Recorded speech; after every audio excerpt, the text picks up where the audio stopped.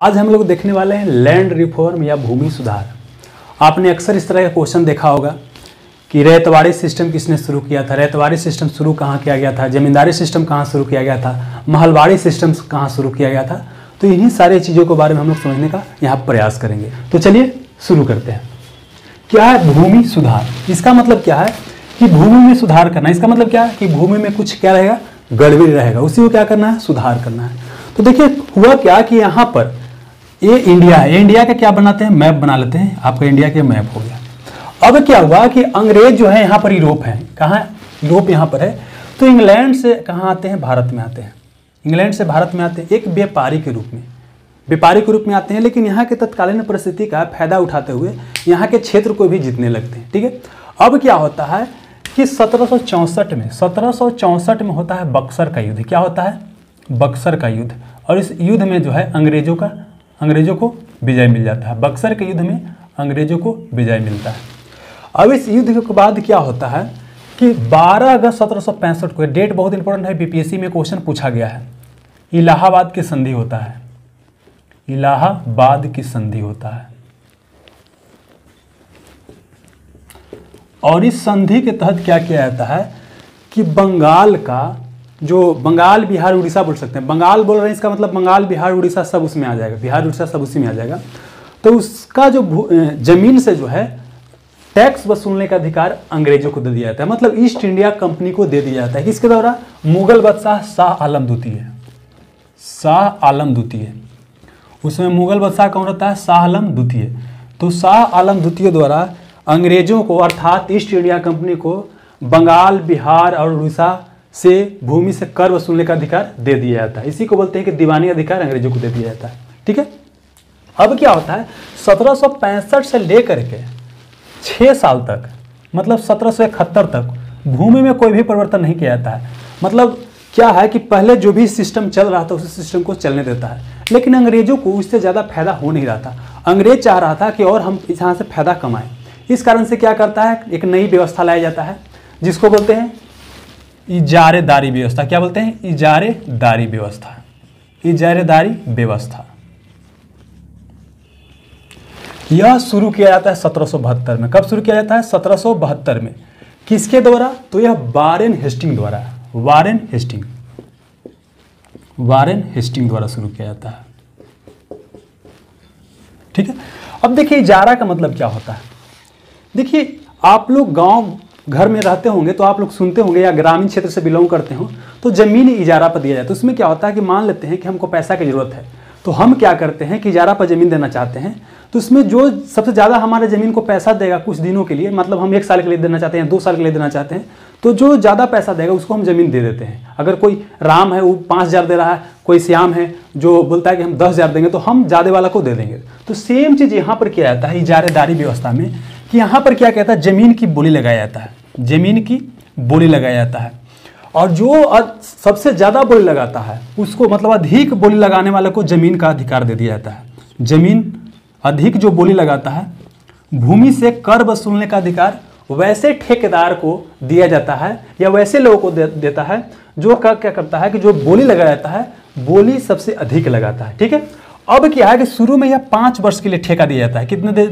5 वर्ष के ठेके पर शुरू में, मतलब शुरू में है 5 वर्ष ये ठेका रहता है, लेकिन बाद में क्या कर दिया जाता है, 1 वर्ष ये ठेका, मतलब 1 वर्ष के बाद फिर से बोली लगाया जाएगा और जो ज़्यादा जमीन का बोली लगाया उसी को दे दिया जाएगा।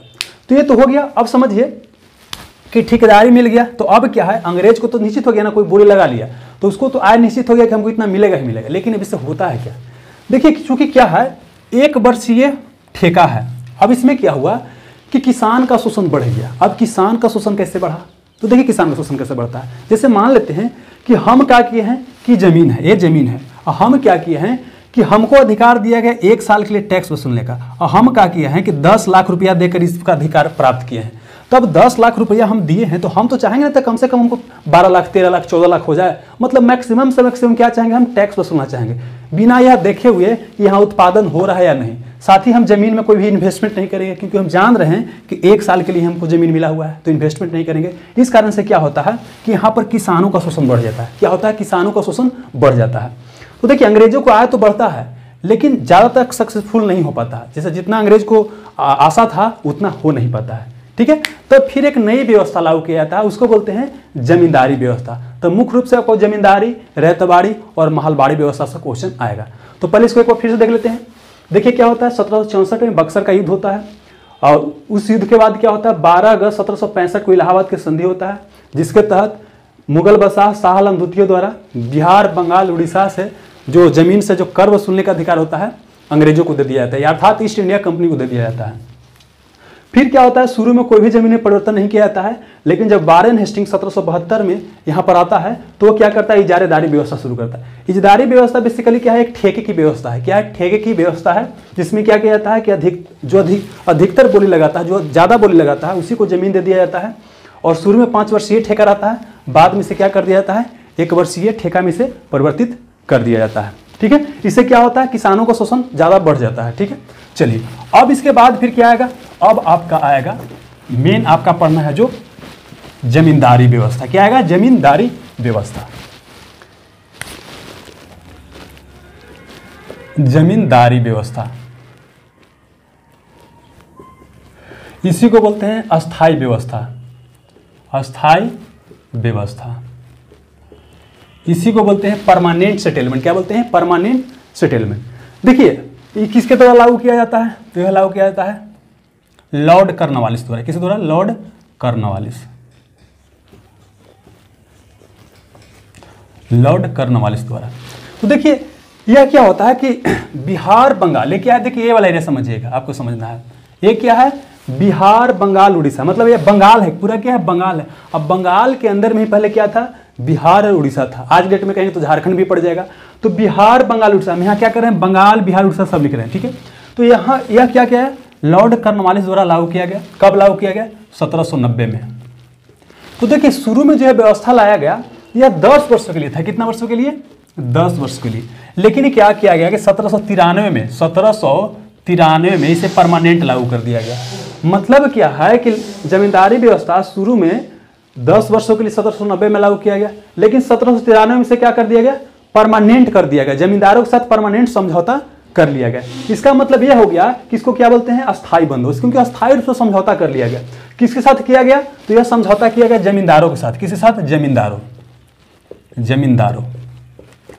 तो जमींदारों के साथ समझौता किया गया, इसलिए इसे क्या बोलते हैं, जमींदारी व्यवस्था। अस्थाई व्यवस्था क्यों, क्योंकि यह परमानेंट कर लिया गया। ठीक है, चलिए अब ये कहां कहां लागू किया गया, तो देखिए लागू किया जाने वाला क्षेत्र, लागू किया जाने वाला क्षेत्र, लागू किया जाने वाला क्षेत्र। तो देखिए पहले क्या, बंगाल लिख देते हैं।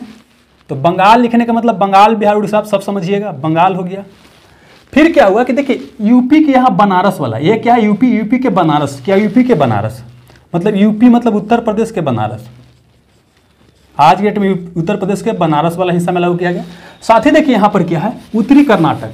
ये जो कर्नाटक का हिस्सा है इसका उत्तरी कर्नाटक वाले एरिया में, कहाँ पर, उत्तरी कर्नाटक। उत्तरी कर्नाटक मतलब कर्नाटक के उत्तरी भागों में इसे लागू किया गया। ठीक है, तो मतलब 3 जगह, एक क्या, बंगाल, बिहार, उड़ीसा, यूपी के बनारस वाले एरिया में, और यहाँ पर क्या हो गया दोस्तों, तो उत्तरी कर्नाटक में क्या लागू किया गया, तो अस्थाई बंदोबस्त यहाँ पर लागू किया है। ठीक है, यह देश के कितना क्षेत्रफल पर लागू किया गया, मतलब अगर देश के 100% क्षेत्रफल है तो यह 19% क्षेत्रफल पर लागू किया है। कितना प्रतिशत पर, 19% क्षेत्रफल पर लागू किया गया। ये भी क्वेश्चन इंपॉर्टेंट है, 19% क्षेत्रफल पर यह लागू किया गया। ठीक है, अब देखिए क्वेश्चन आपको जनरली इतना ही पूछेगा, इतना सा काम चल जाएगा, लेकिन और बेहतर समझ के लिए इसको और हम थोड़ा सा डिस्कस करते हैं। देखिए क्या हुआ कि जो अस्थाई बंदोबस्त किया गया, तो पहले देखिए होता क्या था कि यहाँ पर किसानों को, मतलब जमीन का मालिक कौन होता था, किसान होता था। अब समझौता के साथ किया गया है जमींदारों के साथ, मतलब यहाँ पर क्या है, यहाँ पर किसान है, यहाँ पर क्या है, किसान, एक क्या है, किसान है, और एक क्या है, अंग्रेज, और बीच में कौन आ गया, जमींदार। मतलब जमींदार अब क्या बन गया, मिडिल मैन बच गया। तो जो किसान पहले जमीन के मालिक थे अब क्या बन गए, मजदूर बन गए। अब मजदूर बन गए, और जमीन का मालिक कौन बन गया, तो जमींदार का मालिक, जमीन का मालिक बन गया जमींदार। ये कौन बन गया, मालिक बन गया। समझ में आ रहा है। चलिए अब यहां भी आप देखिए क्या कि किसान का शोषण होगा, ये दोनों क्या रहेगा, फायदा में रहेगा। तो देखिए यहाँ पर क्या हुआ कि भूमि पर जो कर है ना हमेशा के लिए फिक्स कर दिया गया, हमेशा के लिए फिक्स कर दिया गया। और यह किया गया टोटल 11 भाग में कर को बांट दिया गया। कितना भाग, 11 भाग में कर को बांट दिया गया। 10 भाग जो है अंग्रेज रखेगा, मतलब 10/11 भाग कौन रखेगा, अंग्रेज। और 1/11 भाग कौन रखेगा, जमींदार। जमींदार क्या बोले कि 1/11 भाग जमींदार रखेगा, जबकि 10/11 भाग कौन रखेगा, अंग्रेज रखेगा। अगर जमींदार जो है किसान से ज्यादा वसूल लेता है, अगर जमींदार जो है किसान से ज्यादा वसूल लेता है तो वो अपने पास रख सकता है। अगर ज्यादा वसूलता है तो किसके पास रख सकता है, अपने पास रख सकता है। अब इसे देखिए इससे होगा क्या, देखिए अंग्रेज का उद्देश्य क्या है, अधिक से अधिक लाभ कमाना। साथ ही अंग्रेज का एक ये भी उद्देश्य है कि हमको यहाँ एक ऐसा वर्ग मिले जो हमको सपोर्ट करे। जाहिर सी बात है कि अगर उसको सपोर्ट नहीं मिलेगा तो यहाँ ज़्यादा दिन तक टिक नहीं पाएगा, तो उसको एक ऐसा वर्ग चाहिए था जिससे जो हमेशा उसको सपोर्ट मिले। तो ये जमींदार के रूप में उसको एक ऐसा वर्ग मिल जाता है जो उसको सपोर्ट करता है। ठीक है, तो देखिए अंग्रेज का उद्देश्य क्या था, भूमि सुधार के यहाँ पर, तो उद्देश्य यह था एक क्या, उसका आय बढ़ाना, मतलब क्या, कंपनी की आय में वृद्धि करना, अंग्रेजों की आय में वृद्धि करना। साथ ही क्या है कि एक ऐसा वर्ग की तलाश करना जो हमेशा उसको सपोर्ट करे। तो देखेंगे जमींदार के रूप में ऐसा वर्ग मिल जाता है जिसको हमेशा सपोर्ट करता है। और यह आज़ादी के समय तक जमींदार अंग्रेज को सपोर्ट करता है। बहुत कम ही जमींदार हैं जो क्या किए हैं कि भारतीय स्वतंत्रता संघर्ष में पार्टिसिपेट किए हैं। समझ में आ रहा है? चलिए अब यहाँ पर देखिए फायदा क्या क्या हो रहा है, घाटा क्या हो रहा है। देखिए जमींदारों को मालिक तो बना दिया गया, जमींदारों को मालिक बना दिया गया, लेकिन जमींदारों को जमीन पर मालिकाना हक तभी तक था जब वह निश्चित समय तक कर अदा करते रहे। अगर क्या है कि डेट दिया गया है कि अगर 30 दिसंबर तक आपको देना है, इतना कर देना है, मान लीजिए 1 लाख कर देना है, अगर इतना नहीं दे पाए तो उनका जो जमींदारी था क्या होता, नीलाम कर दिया जाता, जमींदारी नीलाम कर दिया जाता था। ठीक है, तो देखिए क्या क्या जमींदारों क्या क्या फायदा हुआ, जमींदार जमीन के क्या हो गया, मालिक हो गए, जमीन को खरीद सकते हैं, जमीन को बेच सकते हैं, लेकिन उनको अधिकार तभी तक है जो कब तक, जब तक कि वो निश्चित समय तक लगान अदा करते रहे। अगर लगान अदा नहीं करेंगे तो क्या हो जाएगा, उनको जमींदारी नीलाम कर दिया जाएगा। और अंग्रेज को क्या फायदा हुआ, अंग्रेज को यह फायदा हुआ कि उनको एक निश्चित आय प्राप्त हो गया, उनको पता है कितना आने वाला है। साथ ही क्या हुआ कि जो यहाँ पर भूमि से, मान लीजिए भूमि से कर वसूलना है, तो कर वसूलने के लिए क्या चाहिए, यहाँ पर लोग चाहिए, तो लोगों को पेमेंट भी देना पड़ेगा, तो उस खर्चा से इनको छुटकारा मिल गया। समझ में आ रहा है? साथ ही एक ऐसा वर्ग मिल गया जो उसको हम हमेशा सपोर्ट कर रहा है। अब यहाँ पर किसान की बात करते हैं, किसान की क्या स्थिति हुआ भाई, तो किसान का शोषण बढ़ गया। सभी जगह आप देखिए किसान का क्या हो गया, शोषण बढ़ गया। क्योंकि देखिए ये जमींदार चाहता था कि मैक्सिमम से मैक्सिमम जमीन से हम क्या करें, कर वसूले। इस कारण से क्या होता था, किसान के ऊपर शोषण बढ़ गया। साथ ही देखा गया कि देखिए जमींदार जो होते थे वो बिना यह इस बात की चिंता किए हुए कि उसका उत्पादन हो रहा है कि नहीं, उसके ऊपर ज़्यादा से ज़्यादा कर वसूलने का प्रयास करते थे। इस कारण से क्या हुआ, किसान का शोषण यहाँ पर बहुत ज़्यादा बढ़ गया। ठीक है, और किसान पहले क्या था, जमीन के मालिक थे, अब क्या बन गए, जमीन के मालिक से तो मजदूर बन गए। ठीक है, अब चलिए फिर देखते हैं एक बार क्या है जमींदारी व्यवस्था। अस्थायी बंदोबस्त कौन शुरू किया, लॉर्ड कॉर्नवालिस कब शुरू किया है, 1790 में, पहले 10 वर्ष के लिए, बाद में कितने वर्ष के लिए कर दिया गया, बाद में परमानेंट कर दिया गया, 1793 में परमानेंट कर दिया गया। किसके साथ समझौता किया गया, जमींदारों के साथ। कौन कौन क्षेत्र में लागू किया गया, तो बंगाल, बिहार, उड़ीसा, यूपी के बनारस वाले क्षेत्र में। फिर क्या हो गया, उत्तरी कर्नाटक में हुआ। कितने प्रतिशत क्षेत्रफल पर, तो देश के 19% क्षेत्रफल पर। 10 भाग अंग्रेज को मिलता था, 1 भाग जमींदार रखते थे। जमींदार जमीन पर जब तक कर अदा करते हैं तब तक वो मालिक रहेंगे। और किसान क्या हो गए, किसान से खेतिहर मजदूर बन गए। ठीक है, साथ ही कुछ और यहाँ से क्वेश्चन पूछा जा सकता है, उसको भी देख लेते हैं।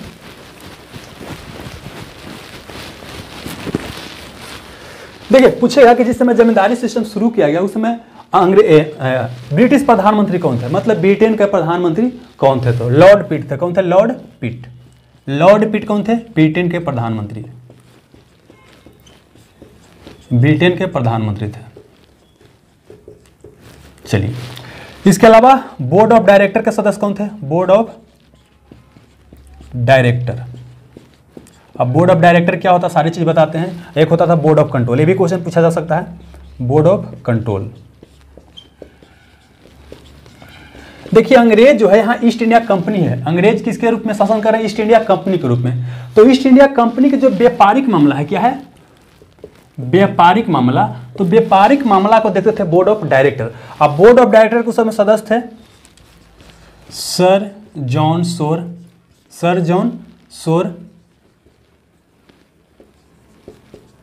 और चार्ल्स ग्रांट। क्या नाम था? चार्ल्स ग्रांट था, चार्ल्स ग्रांट था। अब बोर्ड ऑफ कंट्रोल कौन था? डंडास। तो बोर्ड ऑफ कंट्रोल का काम था डायरेक्टर के ऊपर नियंत्रण रखना। एक काम था किसका? बोर्ड ऑफ कंट्रोल का काम था डायरेक्टर के ऊपर नियंत्रण रखना। तो डायरेक्टर के सदस्य कौन थे? सर जॉन शोर और चार्ल्स ग्रांट। अब बोर्ड ऑफ कंट्रोल के सदस्य डंडास थे। तो इतना आपको कम से कम जमींदारी व्यवस्था और स्थायी बंदोबस्त से पता होना चाहिए। चलिए ठीक। रैयतवाड़ी,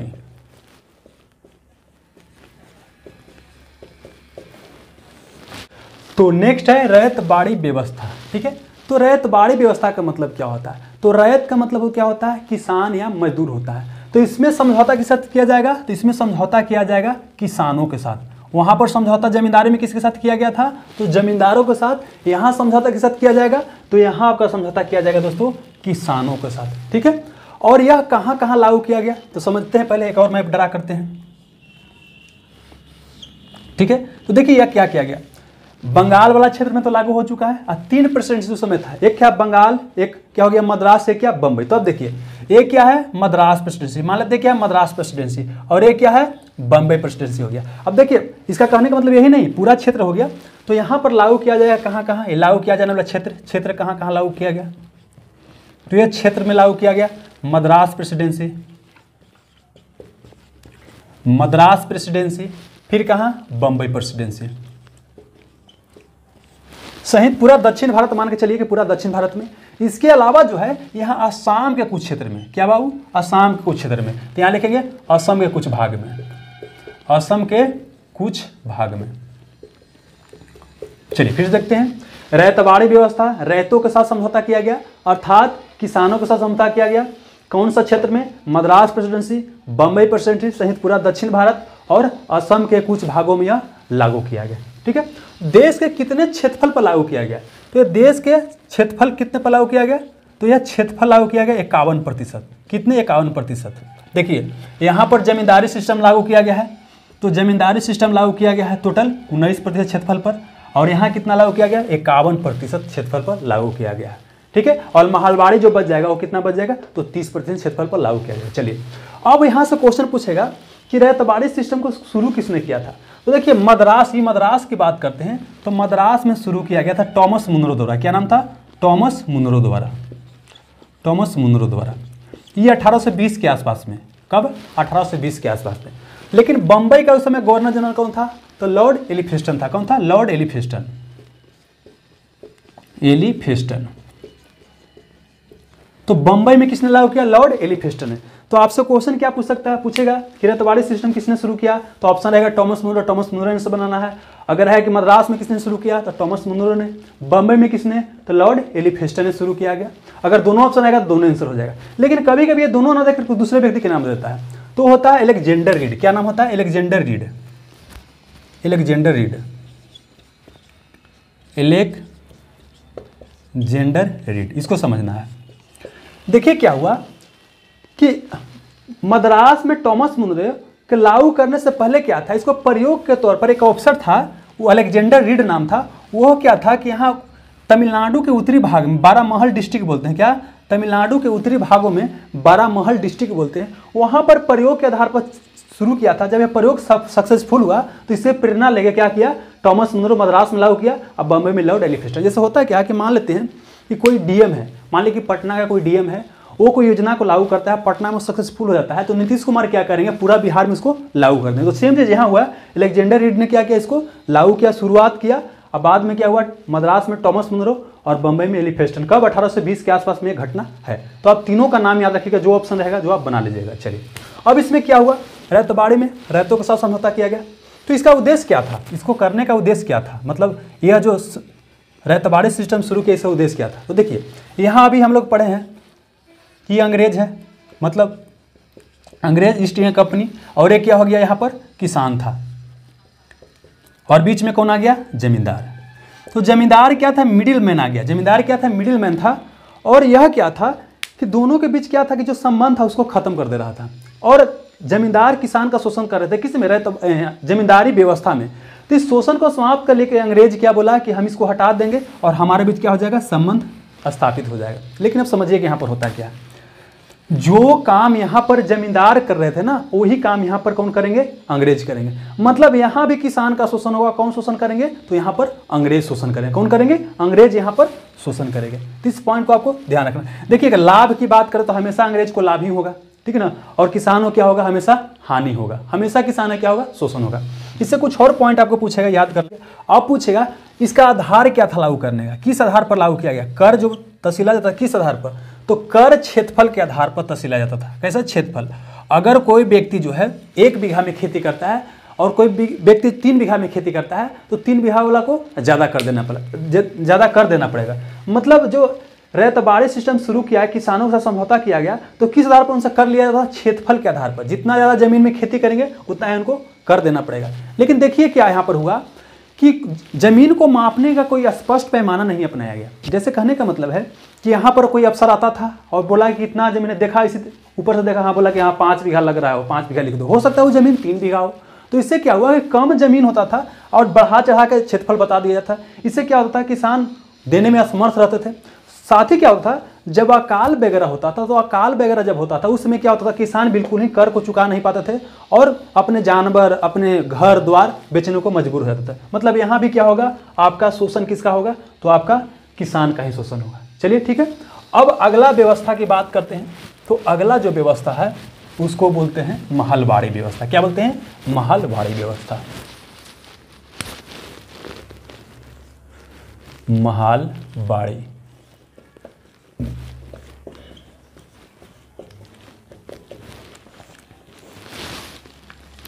देखिए क्या नाम है, महाल। क्या है, महाल। महाल का मतलब आपने सुना होगा, एक शब्द सुना होगा, टोला मोहल्ला। टोला मोहल्ला, महाल एक ऐसा क्षेत्र जहां पर कुछ लोग रहते हैं, कुछ लोगों का समूह रहता है, उसको क्या बोलते हैं, महाल बोलते हैं। ठीक है, तो बेसिकली आप पुराना सिनेमा देखते होंगे, उसमें भी देखते होंगे कि एक कबीलाई समूह होता है, उसका एक मुखिया होता है, ठीक है ना। तो यहाँ भी बेसिकली क्या हुआ, इससे फिर एक मैप ड्रा करते हैं नया। चलिए, तो देखिए ये क्षेत्रफल ई एरिया में लागू हो चुका है और क्या हुआ, ई एरिया में लागू हो चुका है। अब क्या बच गया, तो आपका मध्य क्षेत्रफल बच गया, मतलब मध्य भारत बच गया। और क्या हो गया, पश्चिमी भारत बच गया। तो देखिए कहाँ कहाँ लागू, महलबाड़ी हुआ क्या, महाल का मतलब होता है एक ऐसा क्षेत्र जिसमें बहुत सारे लोग रहते थे और उसमें क्या होता था, एक आध को मुखिया होने का दावा करता था, है ना, बोलता था कि हम इस पूरा मोहल्ला है क्या है, मुखिया हैं। तो चलिए यहाँ पर क्या हुआ कि महलबाड़ी व्यवस्था में सेम तरह के हो गए। इसमें समझौता के साथ किया जाएगा, पूरे गांव या महाल के साथ समझौता के साथ किया जाएगा, पूरे गांव या महाल के साथ समझौता किया जाएगा। जनरली क्या होता था कि जमीन जो पूरा मोहल्ला है, मोहल्ला का जो मुखिया होता था, मुखिया के साथ समझौता कर लिया जाता था। तो जमीन पूरा मोहल्ला के है, जमीन पूरा मोहल्ला के है, लेकिन समानता क्या करते थे कि वहाँ के जितना भी लोग थे आपस में जमीन को क्या करते थे, बांट लेते थे और उस पर खेती करते थे। अब प्रत्येक किसान क्या करता था कि जो मुखिया है, मोहल्ला का जो मुखिया है उसके पास टैक्स देता था। आई कहाँ पर टैक्स पहुँचाता था, अंग्रेज के पास, समझिएगा। किसान किसको टैक्स दिया, गांव के या महाल के मुखिया को। आई कहाँ टैक्स दिया, अंग्रेज को देता था। ऐसे सिस्टम में चलता रहता था। चलिए ये हो गया, इसे कहाँ कहाँ लागू किया गया, पहले देख लेते हैं कौन लागू किया। हॉल्ट मैकेंजी, क्या नाम था, हॉल्ट मैकेंजी द्वारा यह शुरुआत किया गया महलबाड़ी सिस्टम।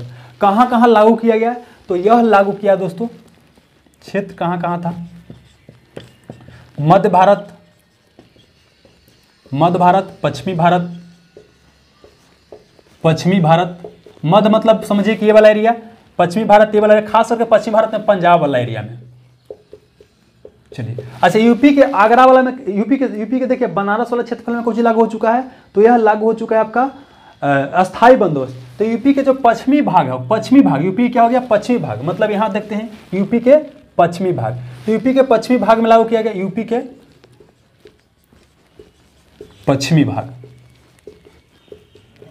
मतलब कि आगरा वाला हिस्सा में महलबाड़ी, समझिएगा। मध्य भारत में, पश्चिमी भारत में, यूपी के पश्चिम भाग में क्या लागू किया गया, आपका महलबाड़ी सिस्टम लागू किया गया। ठीक है, अच्छा किस आधार पर लागू किया गया, तो उत्पादन के आधार पर, मतलब टैक्स दो दिया जाता था, किस आधार पर, उत्पादन के आधार पर। यहाँ पर देखिए क्या था कि जितना क्षेत्रफल पर खेती करेगा उतना ही टैक्स देना पड़ेगा रैयतवाड़ी में, लेकिन महलवाड़ी में क्या हो गया कि जितना आप उत्पादन करोगे ना उसी के आधार पर टैक्स लिया जाएगा। अगर इन साल 1 मन उपजाया हो कोई चीज़ तो उसी के आधार पर टैक्स देना पड़ेगा, अगर 2 मन हो गया तो उसी के आधार पर आपको टैक्स देना पड़ेगा। ठीक है, चलिए तो ये चीज़ हो गया। अब देखिए महलवाड़ी व्यवस्था का सबसे हानिकारक पहलू क्या था। तो महलवाड़ी व्यवस्था में हानिकारक पहलू यह था कि जो गांव के मुखिया महाल था इसको बहुत ज़्यादा अधिकार दे दिया गया। इसको अधिकार इतना दे दिया गया कि अगर कोई जो है किसान अगर टैक्स नहीं देता है नियमित समय पर तो उसको ज़मीन को क्या कर दिया जाए, नीलाम कर दिया जाए, जिसका अक्सर मुखिया द्वारा किया गया था। दुश्मनी अपना होता है ना कभी कभी कि पर्सनल दुश्मनी है या उस पर कुछ दिक्कत है तो अपना क्या पर्सनली दुश्मनी निभाता था और वहाँ पर क्या बेसिकली किसानों के साथ सही तरह से ट्रीट नहीं करता था और जनरली टैक्स देने के बावजूद भी बही खाता इधर कर करके उसको भूमि से बेदखल कर देता था। तो ये था आपका महलवाड़ी व्यवस्था। ठीक है, एक बार फिर से जल्दी से रिकैप कर लेते हैं। देखिए एक ही मैप में आपका पूरा का पूरा हो जाएगा। चलिए देखते हैं जमींदारी व्यवस्था कहाँ लागू किया गया। तो जमींदारी व्यवस्था लगा बिहार, बंगाल, उड़ीसा, साथ ही क्या यहाँ यूपी के बनारस वाला क्षेत्र में और उत्तरी कर्नाटक में लागू किया गया स्थायी बंदोबस्त। किस द्वारा तो लागू किया गया आपका लॉर्ड कॉर्नवालिस द्वारा। लॉर्ड कॉर्नवालिस द्वारा कब 1790 में शुरू किया गया, 1793 में परमानेंट कर दिया गया। चलिए फिर रैयतवाड़ी व्यवस्था। तो रैयतवाड़ी व्यवस्था लागू किया गया मद्रास प्रेसिडेंसी, बम्बे प्रेसिडेंसी। मद्रास में टॉमस मूर, बम्बे में एलिफेस्टन और उससे पहले अलेक्जेंडर रीड लागू कर चुका था। कितने क्षेत्रफल पर तो यह था 19%। यह जमींदारी सिस्टम है 19%, यह रैयतवाड़ी है 51% और यह है 30%। 30% क्षेत्रफल पर लागू किया गया। इसमें क्या है, रैयतवाड़ी में जमीन का मालिक कौन है, किसान है। ठीक है, और यहाँ पर क्या हो गया कि पूरा जमीन का मालिक जनरली कौन होता था, तो गांव के मुखिया या महाल यहाँ पर होता था। तो उम्मीद करता हूँ इससे आपको क्लियर होगा बहुत सारा कंसेप्ट। आप लोग जरूर बताइए कि लेसन कैसा लगा और साथ ही नेक्स्ट क्या आप लोग वीडियो किस टॉपिक पर चाहते हैं वो भी कमेंट सेक्शन में बताइएगा ताकि उसके आधार पर मैं वीडियो बना सकूँ। मिलते हैं नेक्स्ट सेशन में। Have a nice day, thank you.